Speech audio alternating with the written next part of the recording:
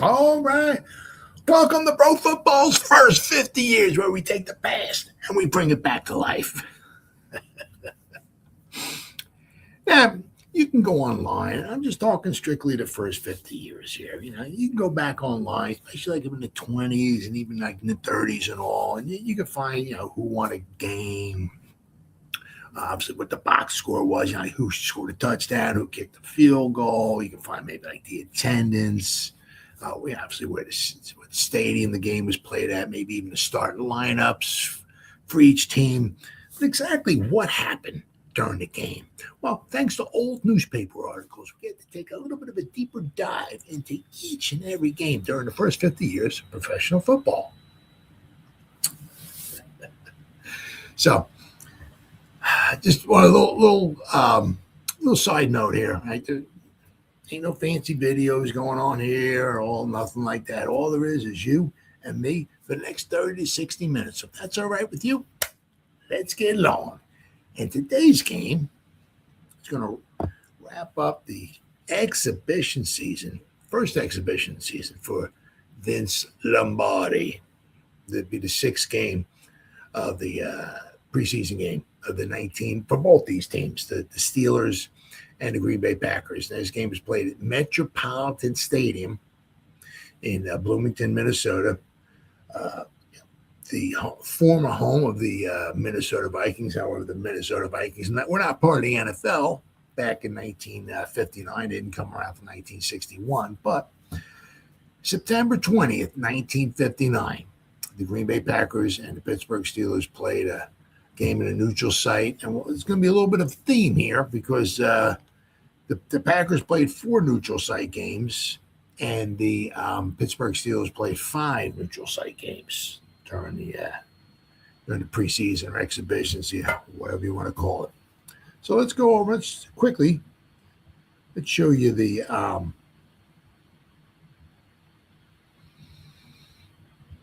schedule for both teams.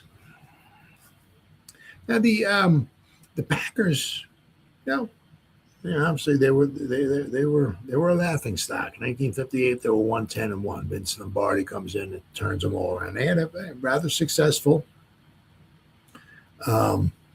preseason, as we shall see here. This would be obviously the 6th game for the Packers. The first 2 games they actually had at the normal home. First game here was at the Bears. They played at County Stadium where the Packers played at. So it was a home game for the Packers. And they played at San Francisco Kezar Stadium. That's where the 49ers played at. So they played a home game, then an away game. And then their final 4 games of the preseason were all neutral sites. They played the Eagles and flew all the way out to Portland, Oregon to play the Eagles. Then he played the Giants in Bangor, Maine, which happened to be the first ever professional football game played in Maine. And if you look where Bangor, Maine is, I'll tell you, it is like out in the middle of nowhere. But somehow they was it 12,000? Yeah, they got 12,000 fans there.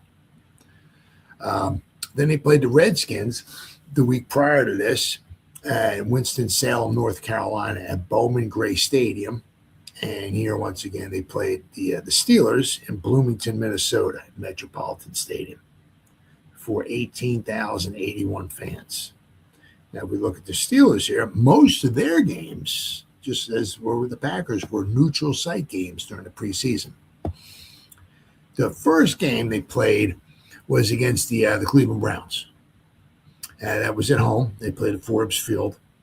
But then after that, interestingly though, they played. How often does this happen? They played the Cardinals 2 times in preseason. Bit odd. But the first time they played the Cardinals was in Austin, Texas. Then the following week after that, they played the Bears in Houston, Texas. Then he played the Baltimore Colts in Miami, Florida. I mean, nothing like playing September 4th in Miami, Florida, or like in Texas. I mean, my goodness, playing August football in Texas, man, it must have been hot there. But then, obviously, this last game here is against the Packers. obviously in Bloomington, Minnesota.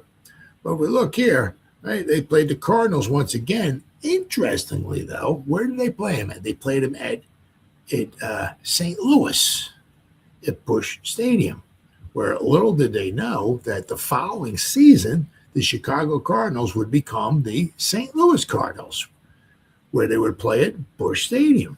Ta-da! I do believe that also with some of this, they did play a lot of neutral sites. It was common, so it just wasn't the 1959 season. However, with the upcoming AFL on the horizon, the NFL also wanted to, get a good grasp on, where a couple good places would be to do some expansion, because what they wanted to do, if there was a good market out there, they wanted to get an NFL team in there either before an AFL team can get in there, or get an NFL team in there to rival an AFL team like they did in Dallas.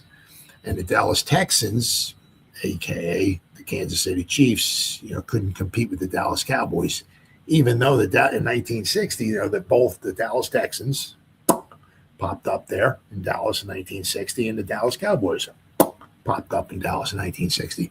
Even though the Cowboys were an expansion team in 1960, and they still found out that the Texans of the AFL couldn't compete with the Dallas Cowboys. So after a couple of seasons, I think it was either 62 or 63, they moved to Kansas City and became the Kansas City Chiefs.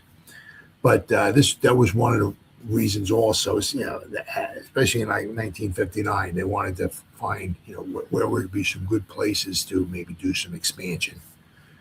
Because not only did the NFL expand in 1960, they had the Cowboys came in. 1961, they had the Minnesota came in. 1966, the Atlanta Falcons came in. 1967, New Orleans Saints came in. So they were doing some expansion. So they, wanted to find out where was some good, and all good cities to expand in. And also the AFL expanded as well, too. There was 67, I think, was the Dolphins came in. I know 68 was the Bengals. And both these teams during the regular season had, both had winning seasons. That I believe, if I remember, I think it was 6-5-1 that the Steelers were. No matter what, the Steelers are just tough. 6-5-1, yeah. And the Packers have wound up being 7-5. But no matter what, the Steelers were just a tough team to play against. They would hit. Whether you won or lost, you knew you were in a game when you played the Steelers. Now let's go over a little bit of Metropolitan Stadium where this game was being played at here. Share the screen. Metropolitan Stadium. Okay, a little bit of Wikipedia action here for you. All right, I'll show you some pictures of Metropolitan Stadium. All right, Metropolitan Stadium, often referred to as the Met or Met Stadium, or now the Old Met, located in Bloomington, Minnesota, a suburb of Minneapolis. The Minneapolis Millers of minor league baseball were the original tenant from 1956 to 1960, but Metropolitan Stadium was best known as the home of the American League's Minnesota Twins and the Minnesota Vikings of the National Football League. Both played at the Met for 21 years, from 1961 to 1981. Yeah, that's of course, and after that, then both teams went indoors, and I can't stand Dome Stadium. Absolutely can't stand Dome Stadium. Baseball is supposed to be played outside, on grass in the elements, and football outside. I'm an old fart, as you can tell. I can't stand the new stadiums that try to look too pretty and all that and everything. Don't like it at all. But beginning in 1953, inspired by the Boston Braves' move to Milwaukee, Gerald Moore, the president of the Minneapolis Chamber of Commerce, led the drive to lure a major league team to Minnesota by constructing a modern stadium built to major league specifications. After the rejection of numerous sites, a stadium committee appointed by Moore approved a 160-acre plot of farmland in Bloomington. The stadium would replace Nicollet Park as the home of the American Association's Minneapolis Millers. The site was approximately equidistant from the downtowns of Minneapolis and St. Paul, and it was equidistant, I guess. And it was believed that this would be the best location for a prospective major league team. Earlier, the 1950 census indicated that the Twin Cities and their suburbs had over 1 million people between them, the unofficial threshold for a major league metropolitan area.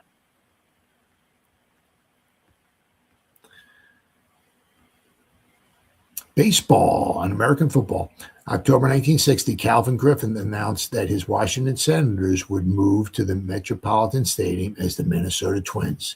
The Twins played their first home game on April 21st, 1961, with a loss to the Washington Senators, now the Texas Rangers. The National Football League was also interested in placing a team at the Met. Conversations were had with Violet Bidwell Wolfner, owner of the Chicago Cardinals, about moving her team to the stadium.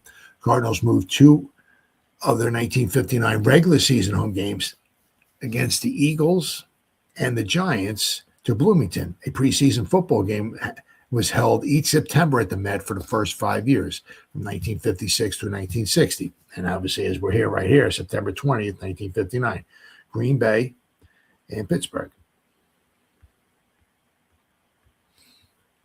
The Met finally got a football team when the new American Football League announced Minneapolis-St. Paul as one of the charter cities for the inaugural 1960 season. However, the NFL persuaded the team's owners to pull out of the AFL in January 1960 and join the NFL as an expansion team in 1961, and was later named the Minnesota Vikings.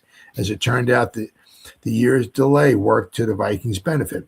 By the time the Vikings played their first game, the Twins had moved in, and the Met had been expanded to befit its new status as a big league stadium.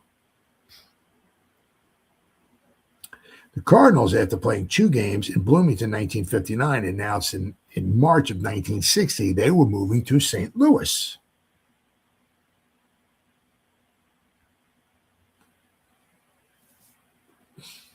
Now, it was a weird, it was a weird, kind of a weird park, especially for football. The Met was often considered less than ideal for football. The gridiron ran from around third base to right field, north to south, with barely enough room to fit the playing field and end zones. Wooden bleachers were brought onto the field during football season to bring fans closer to the game. For 1965, a large double-deck grandstand was installed in left field to replace the temporary wooden bleachers. The Vikings actually paid for this new grandstand in return for reduced rent. This location was prime sideline seating in football configuration.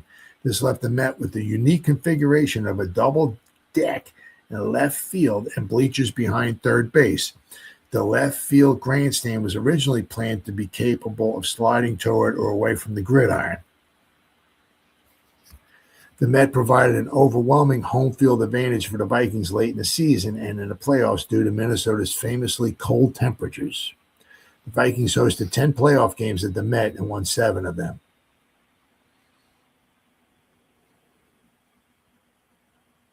In 1965, both the All-Star Game and the World Series were played at the Met. One of the few times the coincidence had happened since the former event was inaugurated in 1933.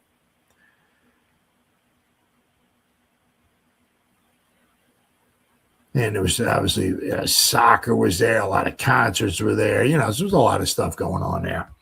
Let me show you some pictures here. Now, to me, this is football. I mean, once again, I'm an old fart, so you got to forgive me. I just, man, this when 1970 when I first started watching football, this was football. I love the. See what I had. Obviously, I'm a Giant fan. Yeah, Yay! Hey, lot of happy memories for me nowadays, huh? Anyway, so because back then, actually not 1970, the Giants were pretty good. They were 9-5, but for the most part, we stunk. So you had to have a fallback team. And 1970, the Minnesota Vikings, I'm sorry, 1970, I'm sorry, the New York Giants quarterback was Frank Tarkenton. And he was my favorite quarterback of all time. Then he went to Minnesota after the 1971 season. So from 72 to, for the next, for quite a few seasons, Minnesota was my second favorite team because they had Frank Tarkenton. And they played outdoors. It was on the grass. It was in the snow. It was in the dirt. It was in the mud. They had the purple people eaters. Oh, man, loved it. Absolutely loved it. But let me share the screen here. I got to get some pictures here. Now, forgive me. I got 37,000 tabs open up here. Wikipedia search. Is that it? Oh, that's a good one. Okay, I guess we could start with this here. All right. Yeah. I don't know if there's a pop-up.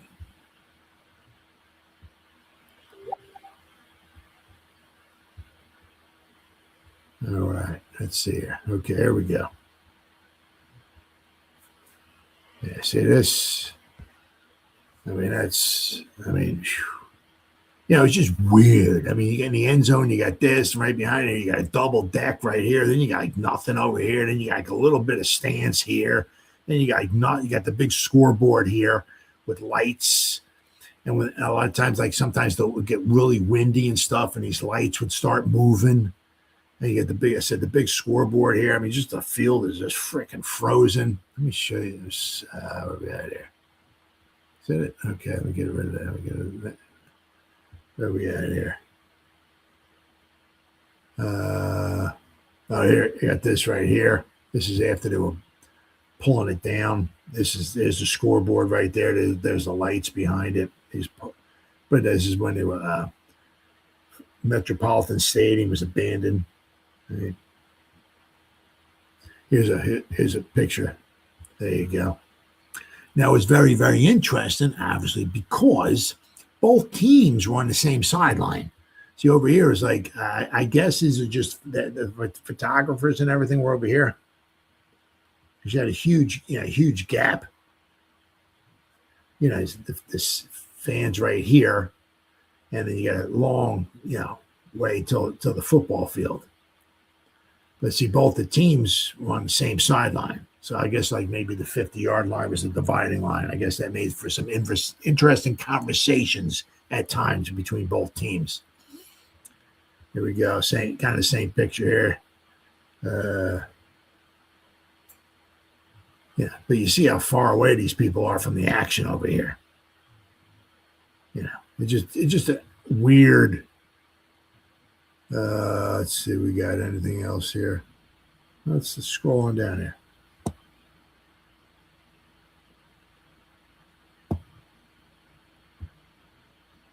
It's a small right there. It's a small one.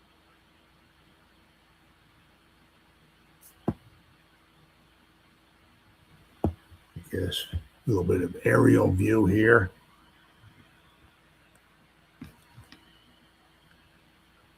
So you can see, even here, the people are kind of like a little far away, but you can see like here how far these people are away. You know what I mean? I said, but both teams were on this sideline.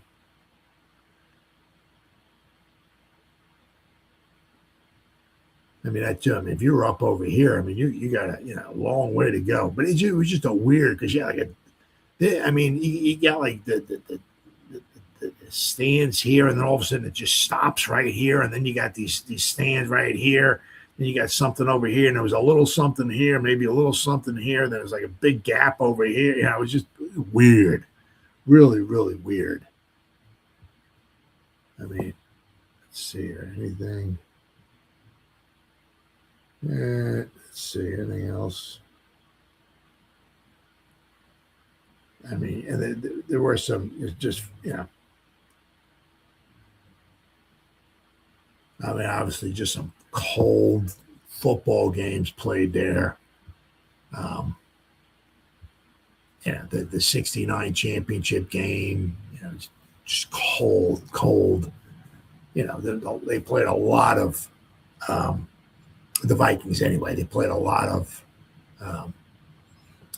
playoff games there. Not so much early on, because especially the first few years with Minnesota, that you had to win your division, or to get into the playoffs and all. But as time went on, they finally 68, they finally got into the playoffs, and then they lost to the Colts and all. But that was, to me, at the vet. I mean, growing up as a kid, Detroit played at the Tiger Stadium, outdoors on the grass in the elements. The Bears played it when I first started watching. Wrigley Field, outdoors on grass in the elements. Metropolitan Stadium, the Vikings, outdoors on snow and bad weather. That's football. The Packers, Lambeau Field, outdoors in the cold. That's football. I mean, nowadays, to me, I'll try to be nice. It's just too pretty nowadays. They just try to make, dome everything over. Everything's got to be nice, carpeting, It's ridiculous to me. Please forgive me. I'm old fart. Dirt, grass, that's football. Not this pretty stuff that they have nowadays. But anyway, that's where they played the game at. And they played, for quite a few seasons, they played at Metropolitan Stadium. As I said, little did they know that, especially Vince Lombardi in this case, little did he know that he would wind up playing the Vikings there every year from 1961 to 1967. Then after 1969, when he became the coach of the Redskins, the Redskins didn't play the Vikings that year. So, but we got some good. Got some good coverage here. Good coverage of the game. Now, Minnesota does a very good job. Now, the Packers, the Green Bay Press-Gazette, does a very good job at covering the Packers. But Minnesota has some very good coverage as well, even though neither one of these teams is from Minnesota. But the game was played in Minnesota, so there's some good articles in the Minnesota newspapers on this game here. So let's go. Let's start off with the Green Bay Press-Gazette. All right. All right, share the screen. All right, the Green Bay Press-Gazette. We'll go to the September 21st, 1959 edition. The Green Bay Press-Gazette. And Paul Hornung, once again. He is the man. Here we go. Here's some. What do we got going on here? Hugging the ball tightly and lunging through the air. Larry Krutko. There you go. Pittsburgh Steelers picks up a first down on a 12-yard gain in the first period. Bobby Dillon made the tackle with an assist from Emlyn Tennell. There's Emlyn right there. Henry Jordan, number 74. There you go. All right, Packers nip Steelers in the last 4 seconds, 13-10. Winning on a field goal by Paul Hornung. All right, the Packers had the golden touch again, and they won 13-10. This time in the last 4 seconds on a 44-yard field goal by that golden boy from Notre Dame, Paul Hornung. Hornung scored all 13 points on the Steelers before 18,018 people in the Metropolitan Stadium Sunday afternoon. Now, he did the same thing as well. Where are we at here? The week prior, he scored all 20 points when the Packers beat the Redskins 20-13. So Paul Hornung scored the last 2 games. He scored every point.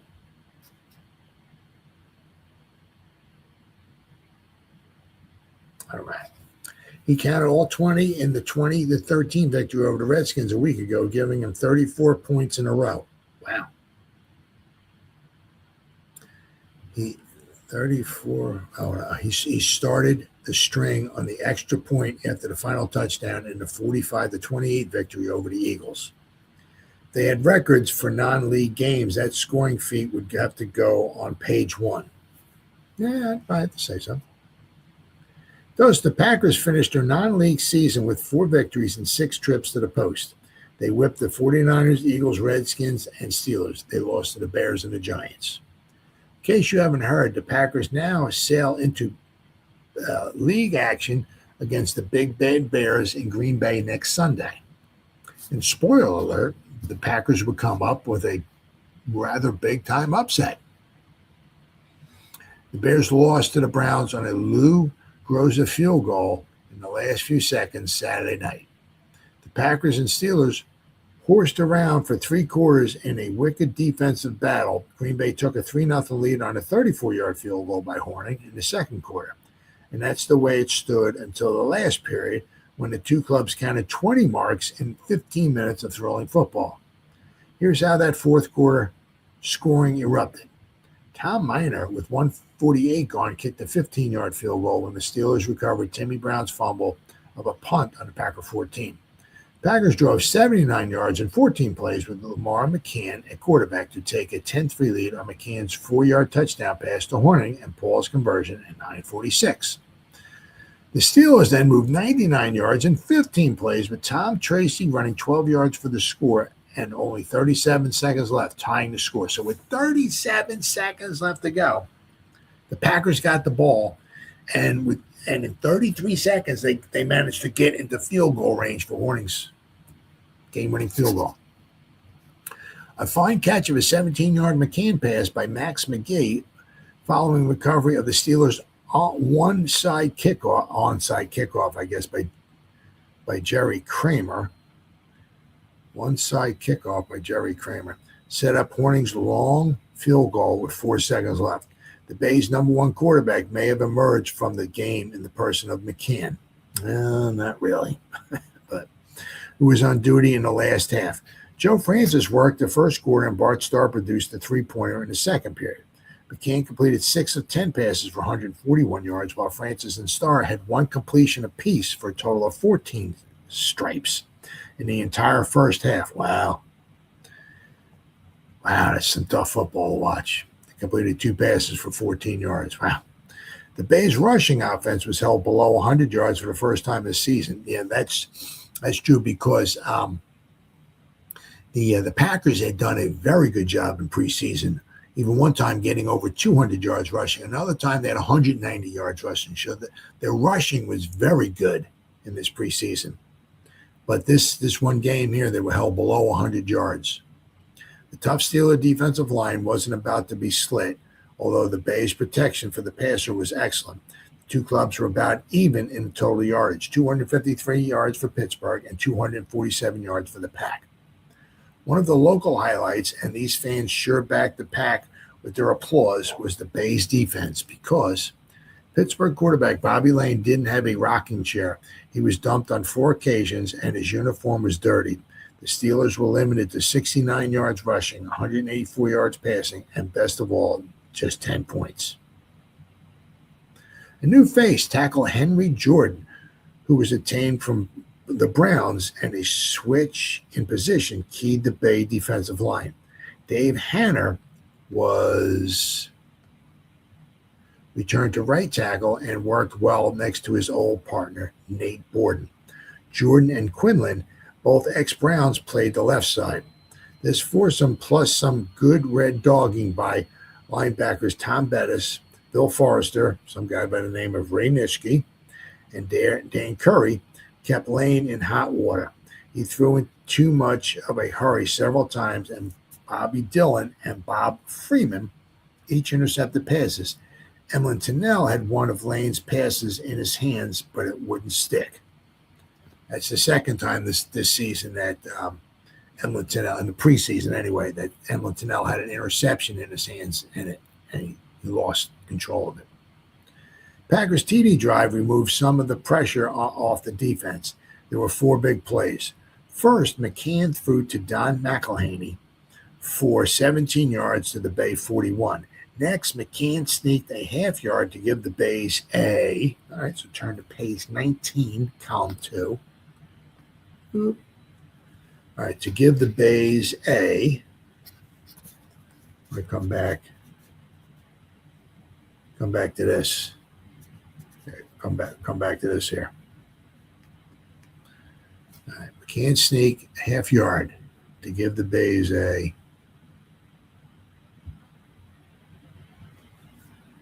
close first down at the Steelers' 36. Thirdly, McCann wheeled a 31-yard pass to Boyd Dowler, who made a good catch and ran to the Steeler 5. On second down from the 4, Horning took McCann's pass, shook off Tom Barnett, and raced in standing up. Now it was the Steelers' turn. Despite losses of 7, 9, and 10 yards attempting the pass, Lane wheeled to the Bay 22. Bobby lost 10 and then threw 2 interceptions. My bad. Bobby lost 10 and then threw 2 incompletions. I do apologize. On fourth down, Nagler took Lane's pass in the end zone, but the Bays were guilty of roughing the passer, so Pitt had a new life. So I guess on fourth down, Nagler, I'm not familiar with that, so I guess Nagler is a Packer, I'm imagining. Took Lane's pass in the end zone, so I guess Nagler intercepted a Lane's pass in the end zone, but the Packers were guilty of roughing, so Pittsburgh had a new life. Lane threw wide to Nagler, but on second down, Tracy slipped up the middle and went into touchdown, land standing up. Packers had one chance to win on a field goal, and they banded together for the effort. Recovery of an onside kickoff, McGee's catch of McCann's throw put the Bays within field goal range, and Horning did the rest behind a sturdy line. Each team punted twice in the unexciting first quarter. The Steelers made the first move at the start of the second period, reaching the Packer 20 on Lane's sharp passing to Krutko, Nagler, and Cones. But Barnett raced from the 20 to the Packer 11 and fumbled, with Nate Borden recovering. An exchange of punts set up the Bays' 3-point drive. A 10-yard pass from Starr to A.D. Williams and Taylor's 38-yard chase set Horning's 37-yard field goal. Just before the half, and with the ball on the Packers' 31, Freeman intercepted on the 10. Miner tried a 45-yard field goal on the slow third period, but the ball was wide. The Steels, after forcing a punt, started to move again on Lane's throwing to the 29, but a 3rd and 7 pass was intercepted by Dillon on the Packers' 16. Just before the third period ended, the Bays made a big move. McCann from the Bay 16 lofted a high archer down the right sidelines to Lou Carpenter, who gathered the ball in around the 40 and ran to the Steeler 26. It was a 58-yard pass game, with the ball sailing about 45 yards in the air. That went down the drain when Taylor fumbled and Staunton recovered on the Pittsburgh 34. Ernie Staunton, there you go.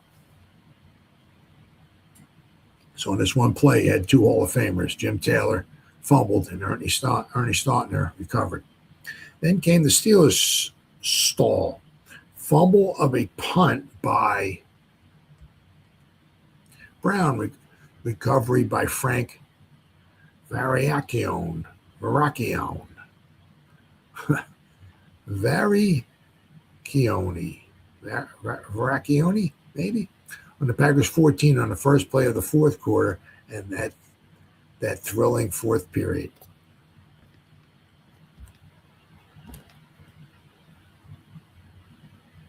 All right.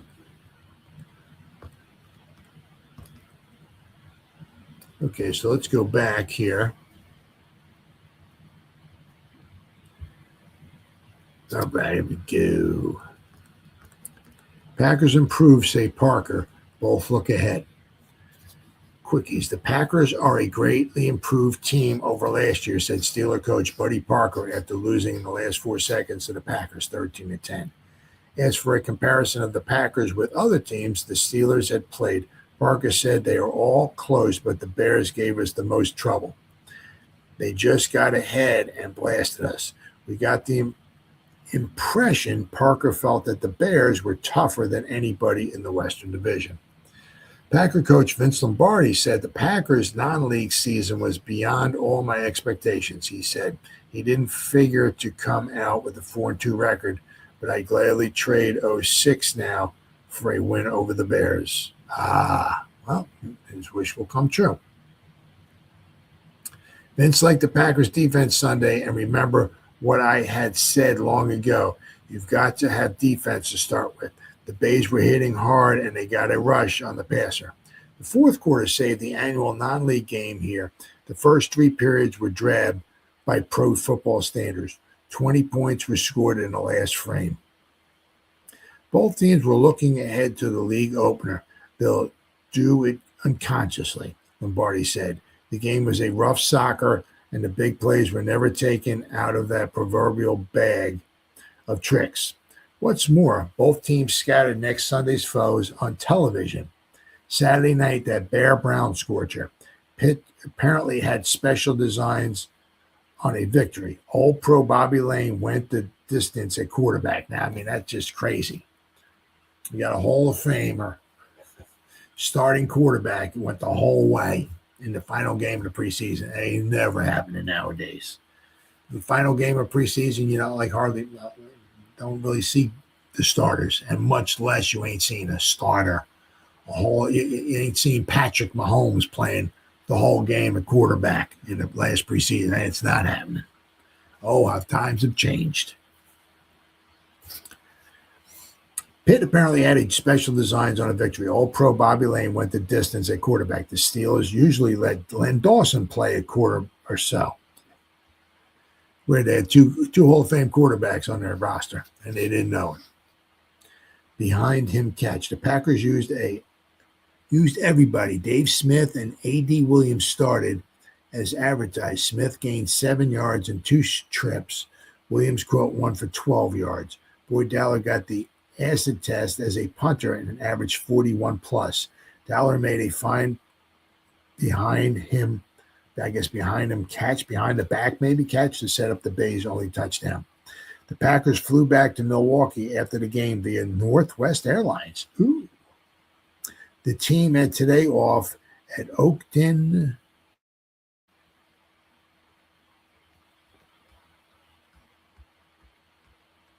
Manor in Pewaukee.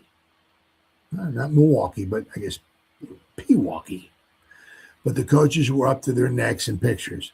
Practice will be resumed. They had pictures, not film, I guess. Practice will be resumed on Tuesday. The Packers return home Thursday night. There was one casualty Sunday, guard Andy Kaverko, who injured his leg and required help to leave the field. 3 at 44. I'm not sure what the heck that means.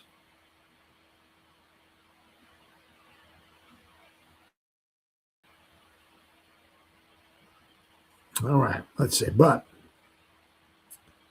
so you get the scoring here. There's the referees. Here we go. Green Bay. 10 first downs. Well, Pittsburgh at 18. Only 92 yards rushing. That's by far the worst. I think the Packers had 130 against the Giants. That was their low. So for them to be well under 100 yards is quite a bit. They completed 8 of 16 passes. Steelers 12 of 28. Both teams punted quite a bit. Number of fumbles.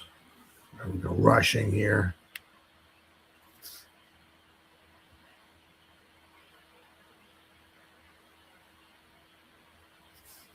Passing.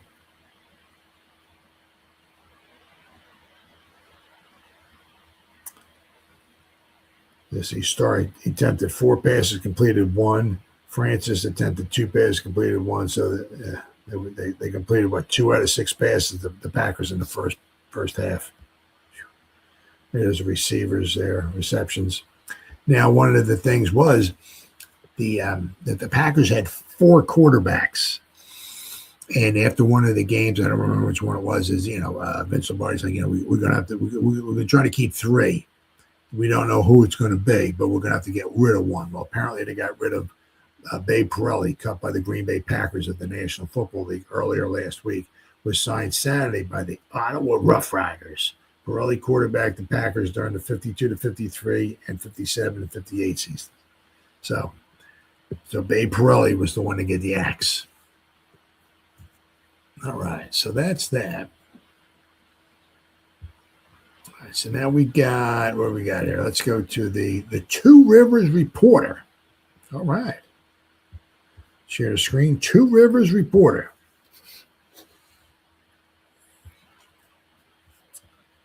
We'll go to the September 21st, 1959 edition of the Two Rivers Reporter. Oh, yeah. Here we go. A little more coverage of the game here. This is where it is quite a bit. This isn't the Packer game, but I mean this is just typical of a back then of a picture of a nighttime. You get, I guess the flash goes off and they get the players, but it looks like they're playing in complete darkness. It's weird.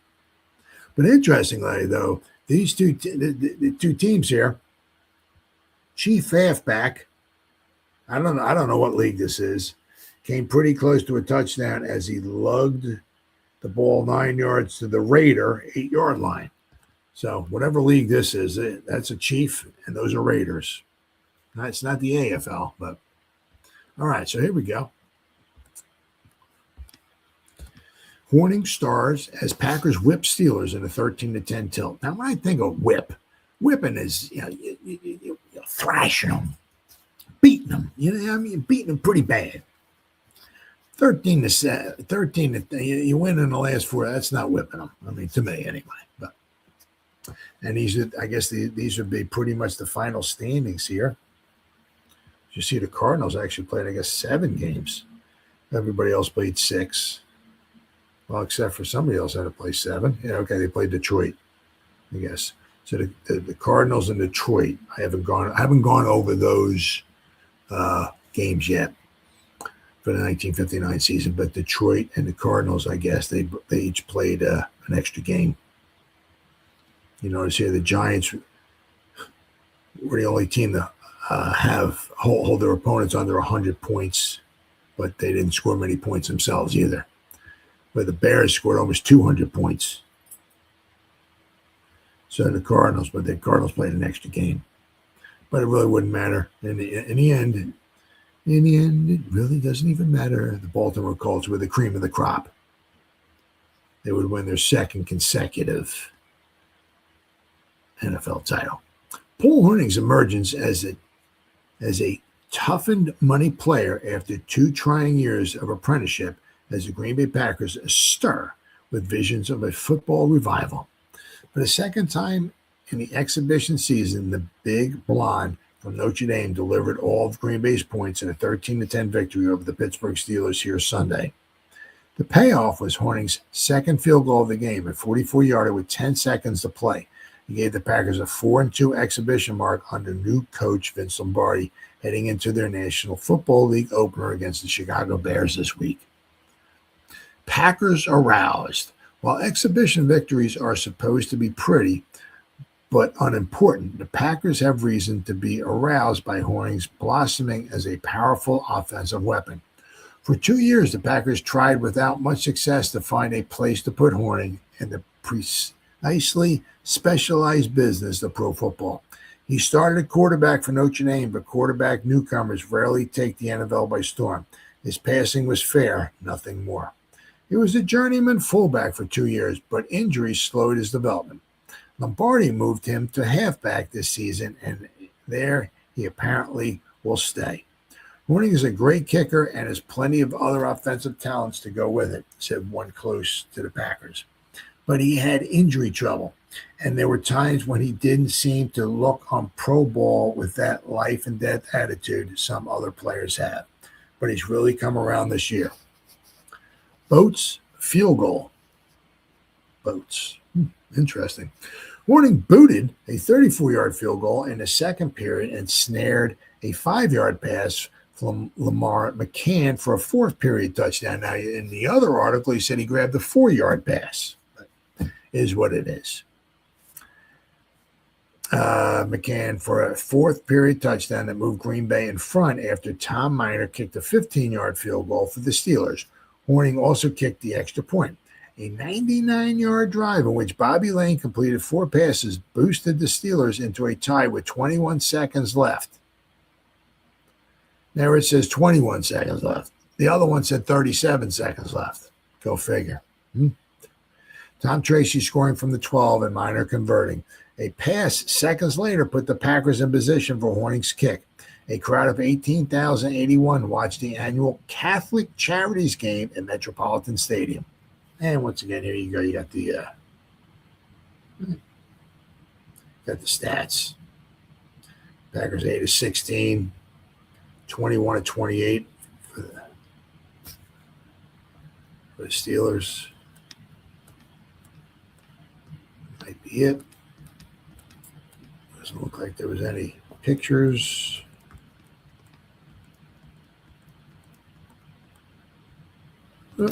Okay. All right. We got next.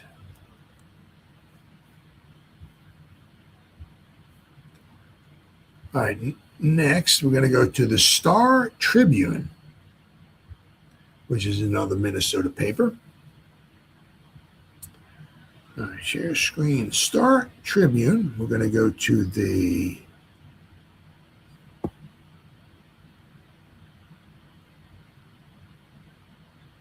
where are we at here? September 21st, 1959 edition of the Star Tribune. Okay, there we go. Paul Hornung of Green Bay snares a touchdown pass. Tom Barnett makes a vain attempt to bat down the fourth quarter aerial. Now this tells you this basically tells you all you need to know, that this is why this game was played in the afternoon, because you can actually see the people in the background and all. Late Horning field goal helps Packers win 13-10. Steelers tie in fourth on Minor's boot.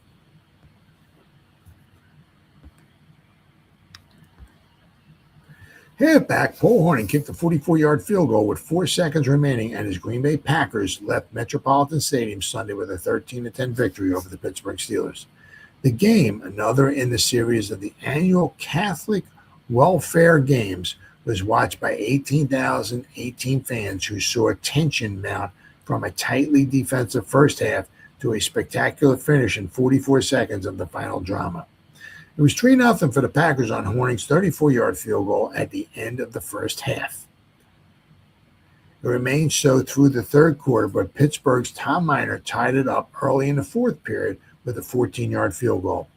There followed a 79-yard march from the kickoff in which quarterback Lamar McCann led the Packers to a 10-3 lead in 14 plays, the last of which was a 4-yard scoring pass McCann to Hornung. The slow scoring pace suddenly quickened with less than 5 minutes of play remaining. It started from an unlikely incident in which Pittsburgh's halfback Tom Burnett, formerly of Purdue, fumbled the Green Bay kickoff out of bounds on Pittsburgh's 1-yard line. That's why it was a 99-yard drive. With the goal line 99 yards away, time running out, and the Packers in the lead, Pittsburgh quarterback Bobby Lane moved the Steelers gradually into scoring position, I'm going to imagine, continuing on page 3.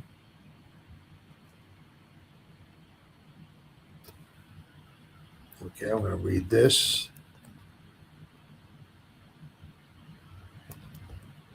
Well, let's see here. Oh, that's not it. I'll go back to that when I'm done.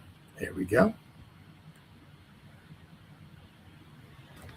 There you go. Jim Taylor hurls one roadblock.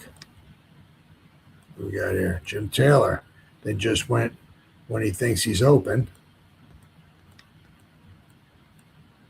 Wham! He runs into some more trouble. Where are we at here? Oh, here we go. Scoring position. A 30-yard pass to Ray Matthews was the major gain. It then got to the fourth down, 20 to go, and 44 seconds remaining. Lane's pass to Nagler, although caught, was ruled to have been caught on the end line and thus was incomplete.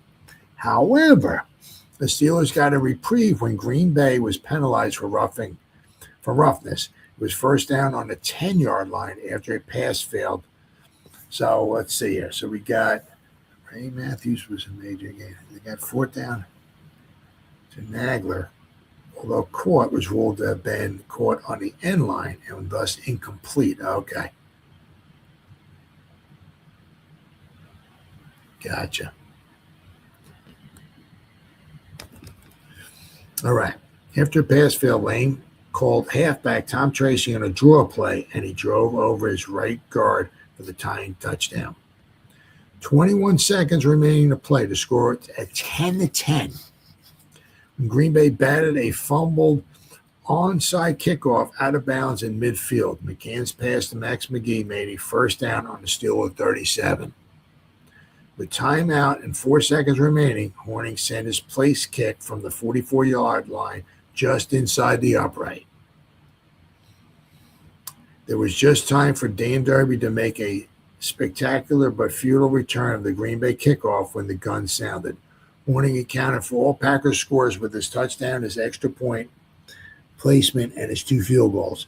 Pittsburgh had a considerable territorial advantage in parts of the game, but fumbles were costly, and pass interceptions by Green Bay's Bob Freeman and Bobby Dillon interrupted 2 of the Steelers' best threats. In fact, the Packers' pass defense was a major factor. Its linebackers Tom Bettis and Dan Curry put an effective rush on Lane much of the time, and its deep defenders Dillon, Freeman, Emlyn Tunnell, and Jesse Whittington covered the receivers effectively. Only 12 completions on 28 attempts. 12. Oh, okay. With 2 interceptions tell how neatly the Steelers' passing attack was blunted. Now, in the other article that we just came from, it said they had 21 completions, like they turned this number around. But so you see, you got some more of the stats here: pass interceptions, the punting, kickoff returns, pass receiving, passing, and all of this stuff. Great stats and everything. Now let me go over here. All right, here we go. Horning knew kick was good. Paul Horning has kicked winning field goals before, but never any he knew was as good as the 44-yard three-pointer for the Packers' 13-10 victory over Pittsburgh. Lived through the winning place kick with the former Notre Dame All-American. I knew this was it, being perspiring Horning after it was over. When Lamar McCann's pass to Boyd Dowler took us to the 44, there was only time for one thing, the field goal. Now, it wasn't to the 44. He took it to the 37. He had 7 yards back and made the field goal from the 44. So this should read, when Lamar McCann's pass to Boyd Dowler took us to the 37, there was only time for one thing, the field goal. I knew how much time was left, 4 seconds. And the second I hit the ball with my toe, I knew it was good. You can tell from the feel of the ball against the toe. They tell me a Steeler linebacker vaulted the line and was coming up the middle, but I didn't see him. The cardinal rule is keep your head down. That's what I was doing, and I was oblivious to everything else until the ball was on the way, and then I knew it was good. The snap from center was good. Bart Starr's set down was perfect, and all I had to do was kick it. Coach Vince Lombardi of Green Bay was pleased with the last-second decision. We needed a little spark to carry into next week's National Football League opener against the Chicago Bears, he declared. McCann took the lead in the Green Bay quarterback derby in competition with Joe Francis, who started, and Bart Starr, who played the second quarter. McCann moved the team the best of our quarterbacks, added Lombardi, who indicated the former Cardinal T formation passer may have earned the starting job against the Bears, who, well, we will have to wait and see. Pro grid coach is a busy fellow. Bobby Lane and listens to Buddy Parker, the coach. Then you got Horning here. I guess that's it. There's Lombardi. It's amazing how many single bar helmets there are back then.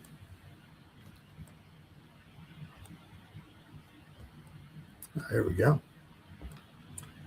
Fans think pro football can't miss. Will pro football sell in Minneapolis? Yes, it will. Reaction of fans Sunday at the Green Bay Pittsburgh exhibition in Metropolitan Stadium was a unanimous yes. It can't miss. Terrific, said Norvie Mulligan, one of the best sports fans in the Twin Towns. Those pros put on a show. Pat Corcoran added, it was a little slow getting underway, but the pros finished fast. The fans remember the finish. That'll bring them back for more when the Cardinals play 2 league games there. John Collier, Washburn fullback, said those pros hit a little harder than they do in the high school league. There was more offense in the last pro game I saw, but they played for keeps on defense today. Dan Donahue, chairman of the sponsoring group, the fans' response was the best I've ever experienced. So, all right, so we got one more article here, which is the Minneapolis Star. So we got one more paper to go here. The Minneapolis Star. Share screen, Minneapolis Star. The September 21st, 1959 edition of the Minneapolis Star. All right. There we go. The fumble here. Once again, as I tell you, you can tell this is the daytime because you can actually see the background.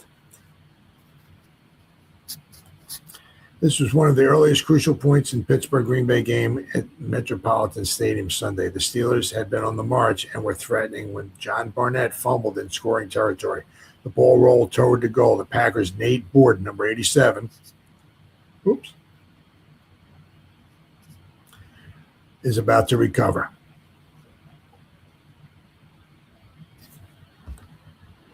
What we got here? Sometimes they got a couple different stories about the game. Okay, we got this here. For almost 55 minutes Sunday afternoon, more than 18,000 spectators in Metropolitan Stadium saw history being made in professional football. Over that long period of a 60-minute session, Green Bay and Pittsburgh scored a total of 6 points between them. Whoops. Only a close perusal of the records may unearth an occasion when pro teams did as little scoring over such a period of time. It added up to dull entertainment. The large crowd was unhappy. They had been led to believe, and rightly so, that no sport furnishes as much action and scoring as the pro gritters. Looked like the whole afternoon paid for a $5 at a person or less was a total loss. Then for a little more, hello. What the heck did I do there? Then for a little more than 5 minutes, these same spectators, many of them anything but dyed-in-the-wool football enthusiasts, saw the pro sport at its best. No less than 17 points were tallied on the scoreboard during those last 5 minutes, 5:20 to be exact. An entire season of excitement was packed into that limited period. There was a 32-yard pass from Lamar McCann to Boyd Dowler. Then a pitch to Paul Hornung produced a touchdown, with Hornung added the extra point. The score was 10-3 for the Packers. But back came the Steelers. 2 passes from Lane to Roy Matthews put the ball on the Green Bay 11. There was a pass to Gern Nagler on the final end zone stripe that appeared good for a touchdown, but the official ruled Nagler caught it out of bounds. Back came the Steelers with one of the best call plays of the day. It was a trap up the middle with Tom Tracy racing all the way into the end zone with the tying touchdown at 10-10. There were 37 seconds left to play. As a couple of these articles said there was 37 seconds left to play, and 2 of them said there was 21 seconds left to play. Pittsburgh tried an onside kick. Green Bay recovered. There was a completed pass to the Steeler 37. 4 seconds remained. Back went Hornung to the enemy's 44.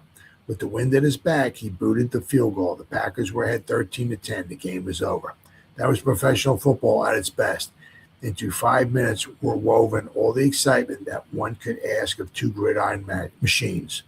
It made the whole afternoon worthwhile. 55 dull and unexciting minutes were offset by a little more than 5 minutes of heartthrobs and thrills that only pro football can give the fans. That's funny. Barnett misses contact lenses. That's interesting. On Metropolitan's clean, trodden turf Sunday afternoon, they romped a man who already has hung up a sensational figure as an individual scoring star for Green Bay. He is Paul Hornung, the blonde Adonis of Notre Dame. He scored all points for the Packers as they. Here's Paul Hornung running with the ball.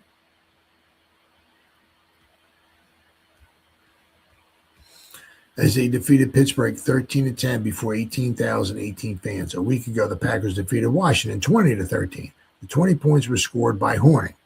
He was a game which was desultory for 3 quarters. Neither coach was satisfied, neither were the fans. And then the occasional sparks ignited a forest of thrills, and the finish was a conflagration of offenses. Tom Barnett, a gallant halfback from Purdue, wasn't happy about the day. A fleet runner, he started times, later committed a costly fumble or two. It turned out this star stealer had forgotten his contact lenses, so naturally played under a handicap. Wow, there you go. That's what that means.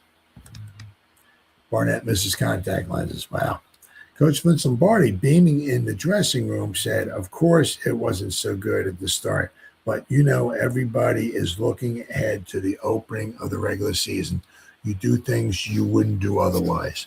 Our offensive line was great, so was Hornung. I'm satisfied. That kid, Paul, made the difference. So did McCann. At quarterback, he gave us the start."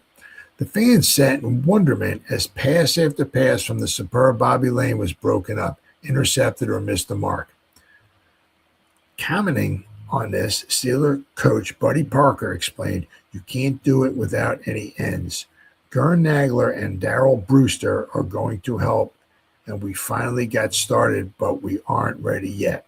Line coach Phil Begston, the old Gopher, liked his Packer line after Pittsburgh scored its touchdown with a draw play up the middle for 11 yards following a series of passes. Begston said, "We weren't fooled by the call. We figured they'd pull something like that, but they just made it go. That's all." The 34-yard field goal by Hornung in the first quarter was equalized by an 18-yard boot by Tom Miner in the fourth. Then things started rumbling. Now, I thought I also saw in another article which said it was a 15-yard field goal, but McCann engineered a Packer march that found a first down on the Steeler 5. He flipped a pass to Hornung to the left, which Hornung took with a nice catch, sidestepping into the end zone and kicking correctly for a 10-3 lead.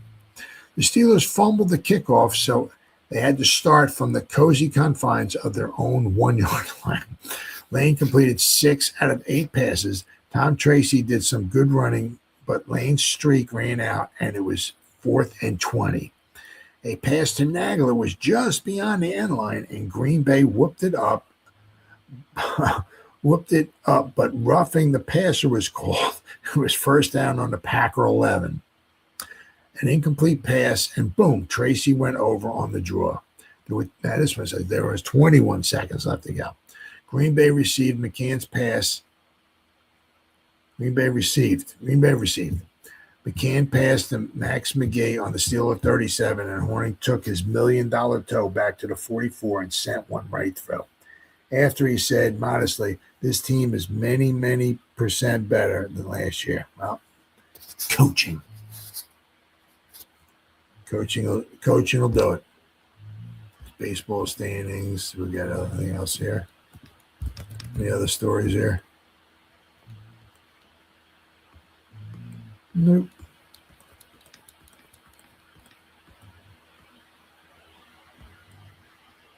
Nope. That looks like that's pretty much about it. Got some good coverage there. Good coverage. So that ended the preseason of both teams. Nothing super spectacular. I was just in that game, as I said. I mean, the first 55 minutes was, and then it kind of came to life at the end. But once again, It was exhibition, but more importantly, it was the end of the first exhibition season for Vince Lombardi, and not only that, they had a winning exhibition season, but they would also have a winning regular season too, as they would wind up going 7-5, and they would wind up having their first game was against the Bears, and they would wind up. I think the final score was 9-6. That'll be my next video that I'm going to do. So that's the way it was on this date, September 20th, 1959, between the Green Bay Packers and the Pittsburgh Steelers in Bloomington, Minnesota, at Metropolitan Stadium in pro football's first 50 years. Thanks for watching.